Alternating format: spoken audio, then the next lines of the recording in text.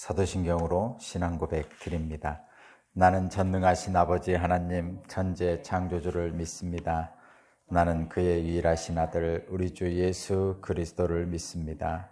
그는 성령으로 잉태되어 동정녀 마리아에게서 나시고 본디오 빌라도에게 고난을 받아 십자가에 못 박혀 죽으시고 장사된 지 사흘 만에 죽은 자 가운데서 다시 살아나셨으며 하늘에 오르시어 전능하신 아버지 하나님 우편에 앉아 계시다가 거기로부터 살아있는 자와 죽은 자를 심판하러 오십니다. 나는 성령을 믿으며 거룩한 공교회와 성도의 교제와 죄를 용서받는 것과 몸의 부활과 영생을 믿습니다. 아멘. 찬송가 516장입니다. 516장.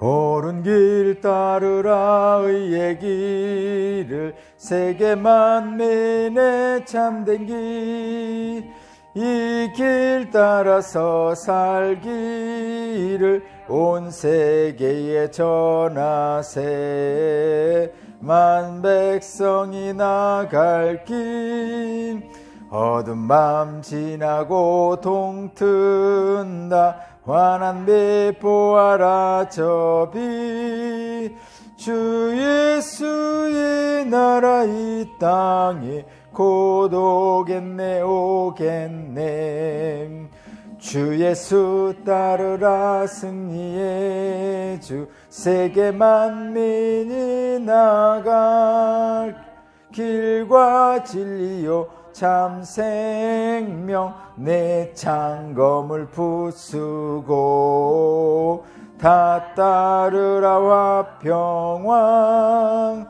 어두운 밤 지나고 동튼다 환한 빛 보아라 저 빛 주 예수의 나라 이 땅에 곧 오겠네 오겠네 놀라운 이 소식 알리어라 세계 만민을 구하려 내 주 예수를 보내신 참 사랑의 하나님 만 백성이 따를 길 어두운 밤 지나고 동튼다 환한 빛 보아라 저 빛 주 예수의 나라 이 땅에 곧 오겠네 오겠네 고난길 헤치고 찾아온 길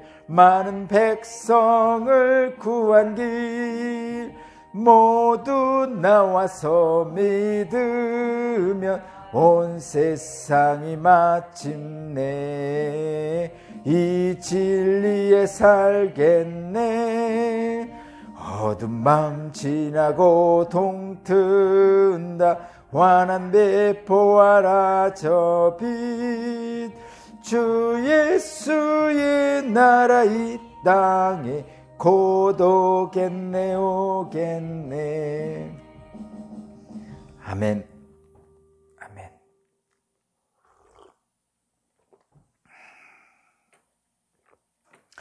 네, 오늘 주신 하나님 말씀은 마태복음 1장 1절에서 17절까지입니다.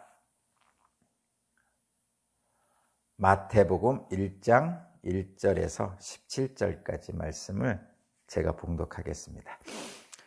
아브라함의 자손이요 다윗의 자손인 예수 그리스도의 계보는 이러하다. 아브라함은 이삭을 낳고 이삭은 야곱을 낳고 야곱은 유다와 그의 형제를 낳고 유다는 다말에게서 베레스와 세레스를 낳고 베레스는 헤스론을 낳고 헤스론은 람을 낳고 람은 아미나답을 낳고 아미나답은 나손을 낳고 나손은 살몬을 낳고 살몬은 라합에게서 보아스를 낳고 보아스는 룻에게서 오벳을 낳고 오벳은 이새를 낳고 이새는 다윗 왕을 낳았다. 다윗은 우리아의 아내였던 이에게서 솔로몬을 낳고 솔로몬은 르호보암을 낳고 르호보암은 아비야를 낳고 아비야는 아삽을 낳고 아삽은 여호사밧을 낳고 여호사밧은 요람을 낳고 요람은 우시야를 낳고 우시야는 요담을 낳고 요담은 아하스를 낳고 아하스는 히스기야를 낳고 히스기야는 므낫세를 낳고 므낫세는 아모스를 낳고 아모스는 요시야를 낳고 예루살렘 주민이 바벨론으로 끌려갈 무렵에 요시야는 여고냐와 그의 형제들을 낳았다. 예루살렘 주민이 바벨론으로 끌려간 뒤에 여고냐는 스알디엘을 낳고 스알디엘은 스룹바벨을 낳고 스룹바벨은 아비옷을 낳고 아비옷은 엘리야김을 낳고 엘리야김은 아솔을 낳고 아솔은 사독을 낳고 사독은 아킴을 낳고 아킴은 엘리웃을 낳고 엘리웃은 엘리아사를 낳고 엘리아사는 mat단을 낳고 mat단은 야곱을 낳고 야곱은 마리아의 남편 요셉을 낳았다. 마리아에게서 그리스도라고 하는 예수가 태어나셨다. 그러므로 그 모든 대수는 아브라함으로부터 다윗까지 14대요 다윗으로부터 바벨론에 끌려갈 때까지 14대요 바벨론으로 끌려갈 때로부터 그리스도까지 14대이다. 아멘.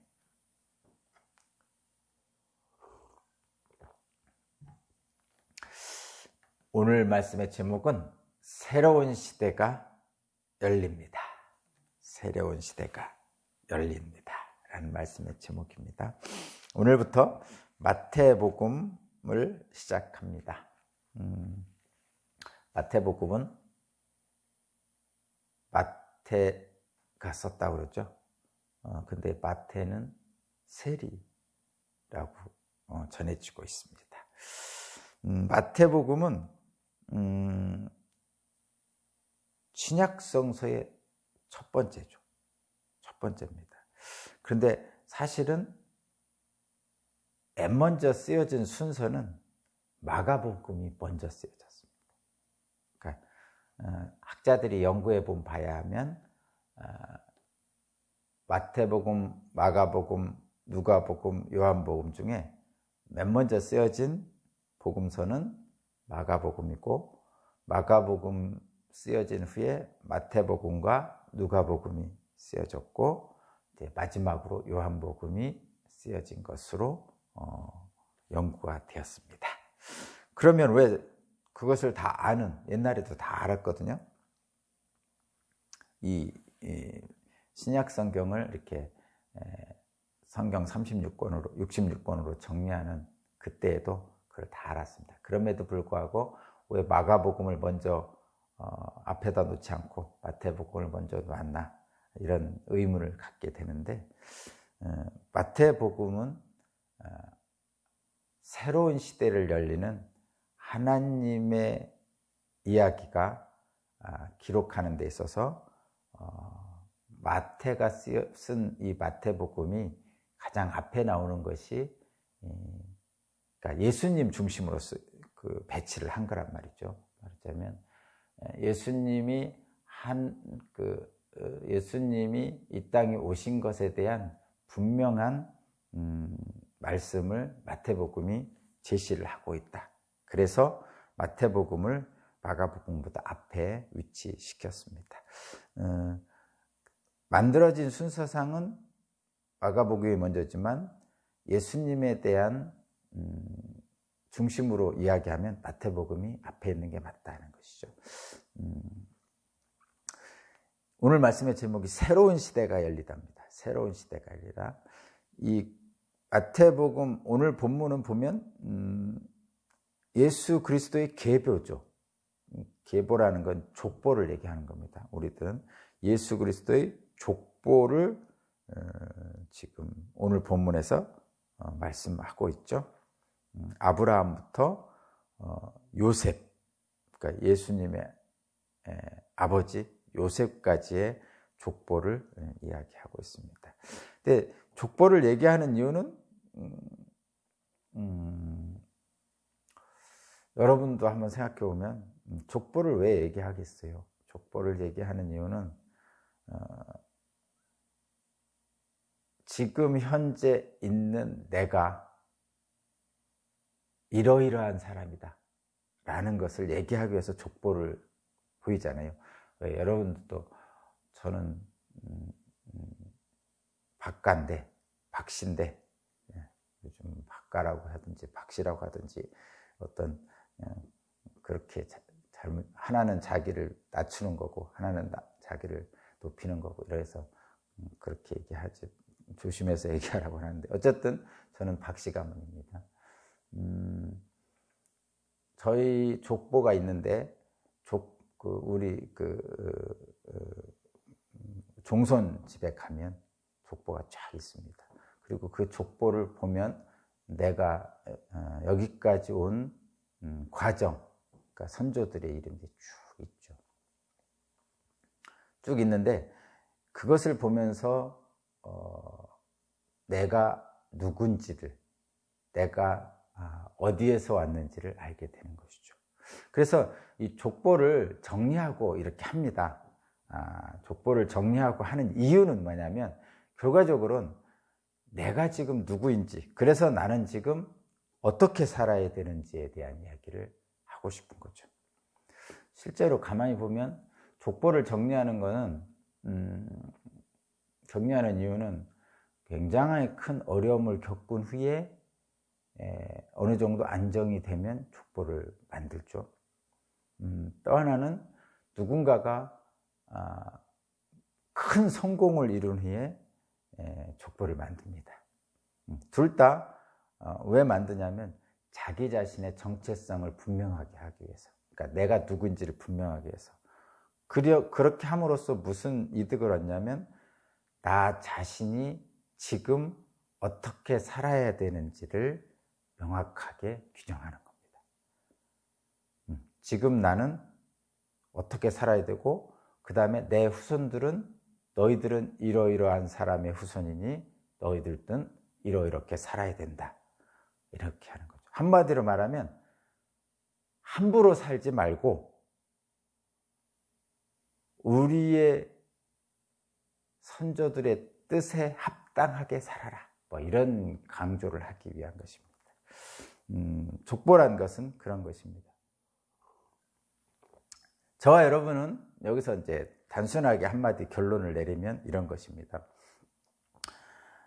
아브라함으로부터 요셉까지 온 이 14대의 3번에 걸치는 이 족보를 통해서 예수 그리스도를 나타내잖아요. 그러면 이것은 지금 혈연적 족보죠. 혈연적 족보. 그러면 저와 여러분은 뭐죠? 저와 여러분은 신앙의 족보가 있죠. 단순하게 뭐 모태신앙 이런 얘기가 아니고 아브라함으로부터 나까지 이루어진 신앙의 족보가 있습니다. 아브라함은 믿음의 조상이죠. 그러니까 아브라함은 우리의 조상인 것이죠. 나의 조상입니다. 나의 조상입니다. 아브라함은. 그래서 나는 아브라함의 후손입니다. 그러면 이스라엘 족속들은 뭐냐? 이스라엘 족속들은 아브라함의 후손은, 물론 이스라엘 족속들도 아브라함의 후손입니다. 근데 다만 구약 성경을 보면 이스라엘 족속들은, 그러니까 이스라엘이라는 나라는 야곱으로부터 시작됐습니다. 그러니까 아브라함, 이삭, 야곱 이렇게 돼 있잖아요. 그죠? 아브라함의 아들이 이삭이고 이삭의 아들이 야곱이잖아요. 근데 야곱의 아들들이 12아들이잖아요. 그죠? 그 12아들들이 12지파를 만들었어요. 그렇게 만들었습니다. 그래서 12지파들이 만든 나라가 이스라엘이라는 나라죠. 그죠? 다윗 왕국이라든가 이런 모세가 아니다. 그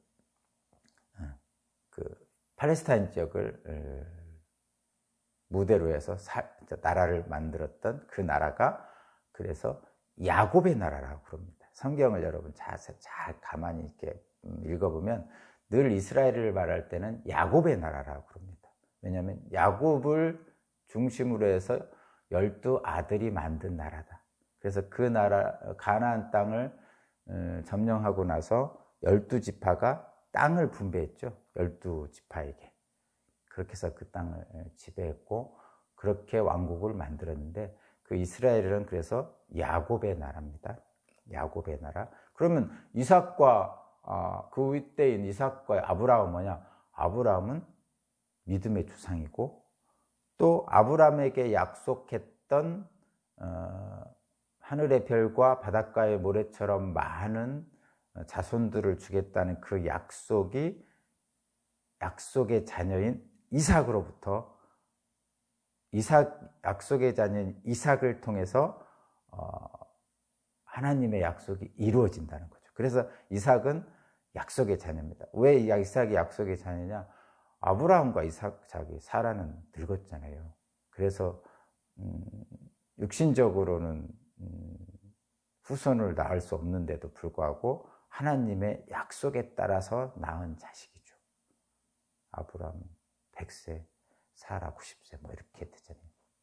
그렇기 때문에 하나님이 주신 후손의 대표입니다, 이삭이. 그러니까 육신적으로 난 육신의 아들이 아니고 하나님의 약속으로 난 약속의 자녀인 거죠. 그래서 사실은 저와 여러분들은 어떻게 보면 아브라함의 후손인 저와 여러분들은 모두가 다 이삭인 거죠. 실제로는, 사실은 그 의미상은, 왜냐하면 이미 약속의 자녀. 그러니까 이삭이 약속의 자녀인 것처럼 저와 여러분들도 약속의 자녀입니다. 의미상은 그렇습니다. 성경적 의미상은. 그래서 실제로 약속의 자녀로 산 사람은 이삭과 같은 삶을 살 수도 있는 거고, 또 그렇게 살았던 사람들이 이제 지금까지 믿음의 사람들로 있는 저와 여러분들입니다. 자, 다시 한번 하면, 이스라엘이란 나라는 혈통적으로 야곱의 계보에 따른 야곱의 나라입니다.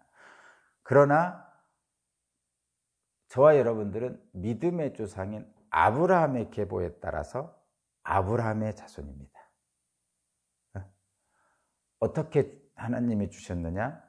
육체적으로 낳을 수 없는 나이에 이삭을 약속해 주신 것처럼 저와 여러분도 약속의 자녀가 된 것이죠.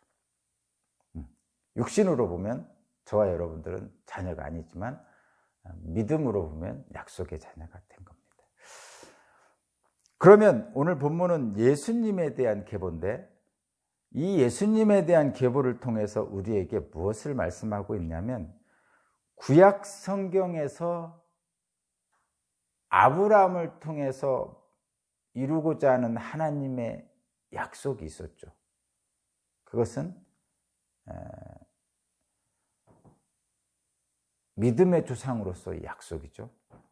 그런데 그 믿음의 조상이라는 약속이 이스라엘이라는 나라를 제사장 나라로 세우면서 하나님의 약속을 이제 이 땅에 펼쳐나가기 시작합니다. 그런데 이스라엘 나라를 이 땅에 펼쳐나가는데 인간들의 어떤 한계가 있고 제약이 있어서 많은 시행착오를 겪습니다. 하나님의 은혜임에도 불구하고 계속 문제를 일으키죠. 그러니까 야곱이 기근을 피해서 애굽으로 들어가서 살았죠. 70명을 데리고 가서. 그리고 400년이 흐른 후에 200만 명에서 300만 명 정도 되는 후손들로 번성을 했습니다. 그러나 그러니까 요셉을 모르는 애굽 왕의 핍박에 의해서 고통이 심했죠. 종살이를 했습니다. 그것을 하나님께서 안타깝게 보시고 그들을 애굽에서 건져내셔서 가나안 땅으로 데려오시죠. 모세를 불러서 그렇게 하게 하셨죠. 그러면 모세를 통해서 가나안 땅으로 오게 하셔서 거기서 나라를 만드셨어요. 이스라엘 나라. 결국은 12지파에게 땅을 줬죠.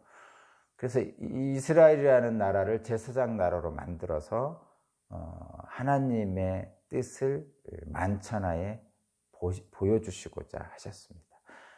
그랬는데도 불구하고 인간들은, 이스라엘 백성들은 많은 시행착오를 겪게 됩니다. 인간의 한계가 있기 때문이죠. 그래서 중간에 다윗 언약을 주셨어요. 그러니까 아브라함 언약은 모든 믿음의 조상에게 주신 언약이고, 다윗 언약은 시행착오를 계속하는 이스라엘 백성들에게 새로운 힘을 얻는 언약을 줍니다. 그래서 구약 성경을 쭉 들여다보면 아브라함 언약과 다윗 언약을 거쳐서 나타나는 하나님의 뜻이 있는데, 그 뜻이 뭐냐면 메시아를 보내주겠다는 거예요.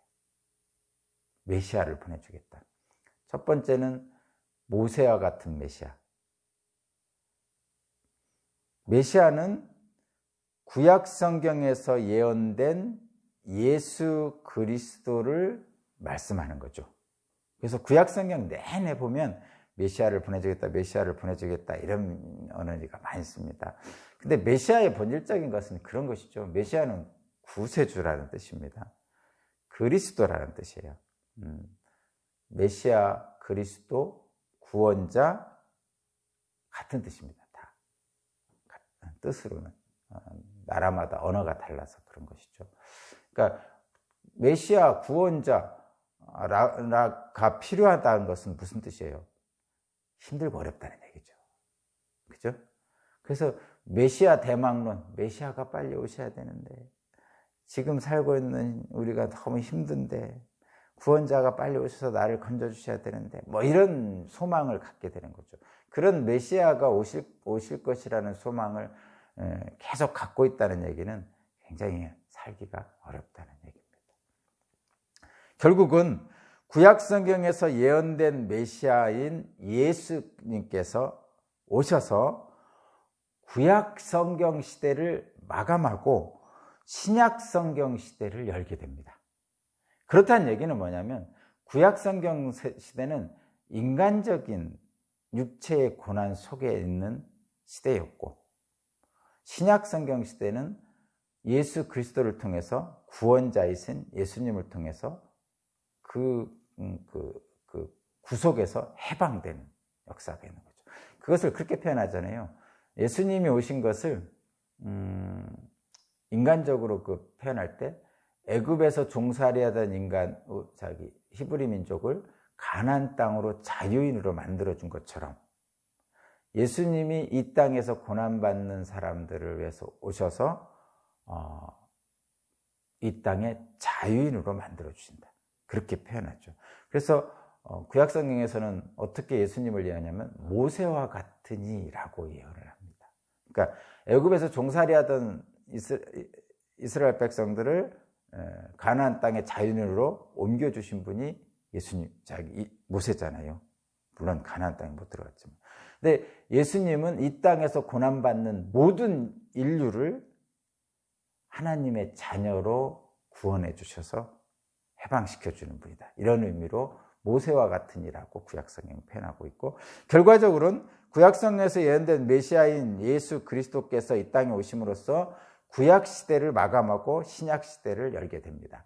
구약시대를 마감하고 신약시대를 연다는 것은 구약의 하나님의 이야기가 신약의 예수님을 통해서 새롭게 이어진다는 거예요. 이게 좀 여러분, 이게 잘 받아들여주면 좋은데, 구약의 하나님의 이야기가 신약의 예수님의 이야기로 전환되는 거거든요. 이 전환을 우리 그리스도인들은, 아니 모든 인류는 이 전환을 기억해야 돼요. 성부 하나님의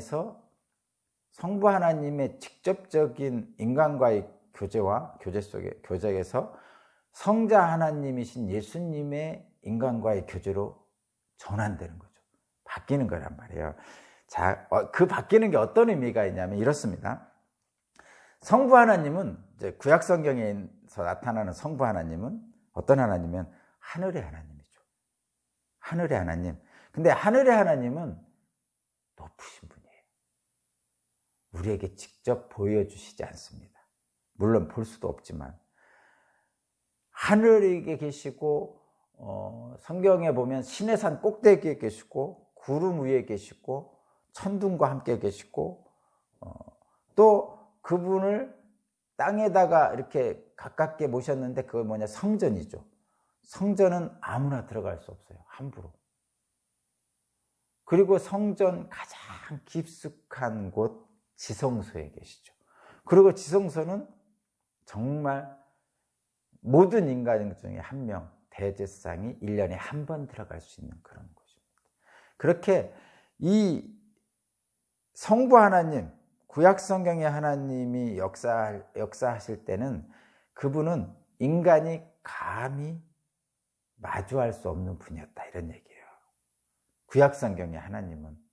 그런데 신약 성경으로 새로운 시대가 열리는데, 예수님을 통해서 열리는데, 이 신약 성경에 드러나는 하나님이신 예수님은 뭐냐면 성자 하나님이라고 그러잖아요.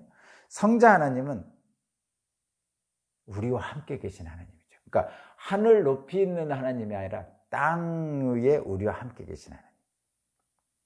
그러니까 인간이 되신 하나님, 우리와 함께 계신 하나님, 좀 더 친근하게 얘기하면 친구 되신 하나님.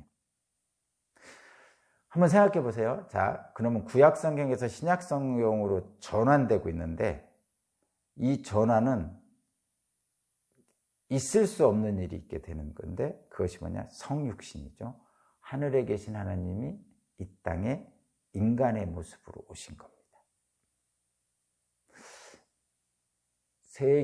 하나님이 태초에 세상을 창조하신 것, 그리고 하나님이신 성부 하나님이 이 땅에 인간으로 오신 것, 이 두 가지가 유일한 기적입니다. 그러니까 이 세상, 온 세상의 유일한 기적은 그 두 가지입니다. 세상을 창조하신 것, 그리고 그 창조하신 이 땅에 하나님이 오신 것. 그것이 성경적으로 보면 가장 최고의 유일한 기적 두 개. 나머지 이제 우리들이 느끼는 기적들은 뭐 자연적 기적, 뭐 이런 것들이죠. 그렇습니다. 이것은 위대하고 놀라운 사건이에요. 창조 이야기도 도저히 감당할 수 없는 위대하고 놀라운 이야기고, 성부 하나님이 이 땅에 오시는 성육신도 위대하고 놀라우신 이야기입니다. 결국은 구약의 하나님 이야기가 예수님을 통해서 새롭게 이어지는 것이죠. 그것이 마태복음이 그것을 우리들에게 알려주고 있습니다. 자, 그러면 분명하게 또 하나 분명하게 그것을 알려주는데, 지금 큰 틀에서는 그것이고, 1절을 보면 아브라함의 자손이여 다윗의 자손인 예수 그리스도의 계보를 이루하다, 이렇게 표현하였잖아요. 아브라함의 자손, 다윗의 자손, 이렇게 얘기했다면, 그러면 아브라함과 다윗의 자손으로 오신 예수님이라는 분명한 그 선언을 하고 있는 거죠. 그럼 이것은 무슨 뜻이냐? 아브라함의 언약, 다윗의 언약, 그것을 이어서 하나님 뜻을 성취하시는 예수님이 오셨다는 거죠. 그러니까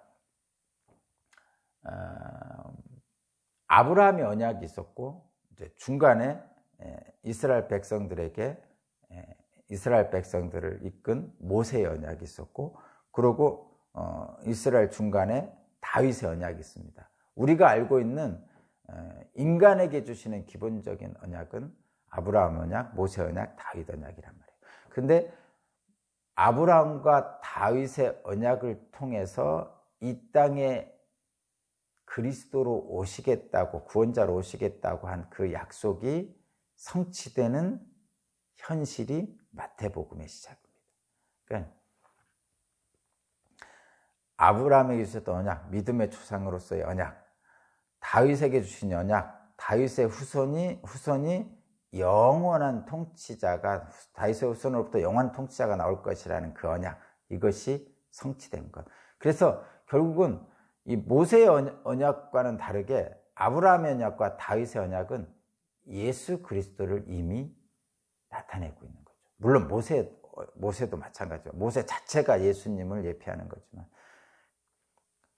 아브라함의 언약, 다윗의 언약에 이어서 하나님의 뜻을 성취시키는 분 해서 예수님이 나온 거죠. 그래서 예수님이 이 땅에 오신 이후로는 다른 언약은 없습니다. 그러니까 계속적으로 언약을 주시잖아요. 아브라함의 언약, 모세의 언약, 다윗 언약을 주셨는데 이제 예수님이 오신 후로는 다른 언약은 없습니다. 예수님 자체가 그 언약의 성취고 마침이거든요.